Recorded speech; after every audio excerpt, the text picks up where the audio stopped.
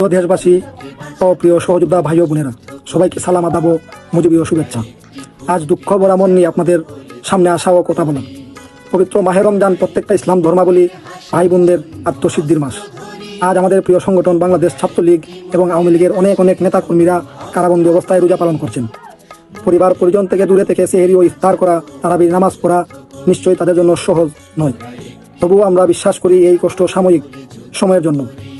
ধৈর্য ও ন্যায় একদিন অবশ্যই বিজয় হবে। আজ অনেক নেতাকর্মীরা মা বাবা হারা, আবার বাবা ছেলেকে হারা, বউ জামাই হারা, জামাই বউ হারা, ছেলে পিতা হারা, পিতা ছেলে হারা, শুধুমাত্র আওয়ামী লীগ করার কারণে অন্যায়ভাবে গ্রেফতার করে যারা আমাদের ভাই বোনদের এই পবিত্র আত্মসিদ্ধির মাসের আনন্দ থেকে বঞ্চিত করেছেন, পরিবার পরিজন থেকে বঞ্চিত করেছেন, এটার পাল্টা জবাব একদিন এই বাংলার মাটিতেই দিতে হবে। স্পষ্ট করে বলে দিলাম, আমরা বাহির থেকেও সকল আওয়ামী লীগ এবং ছাত্রলীগ ভাই বোনদের জন্য দোয়া করছি, আপনাদের পরিবারগুলোর পাশে থাকার অঙ্গীকার করছি। একই সঙ্গে আমরা ন্যায় বিচারের জন্য কাজ করছি, আইনের প্রতি শ্রদ্ধা ও শান্তিপূর্ণ সহাবস্থানের পক্ষে আছি, কারণ শক্তি আসে শৃঙ্খলা ও মানবিকতা থেকে। এই আধার কেটে আলো আসবে খুব তাড়াতাড়ি। জয় বাংলা, জয় বঙ্গবন্ধু।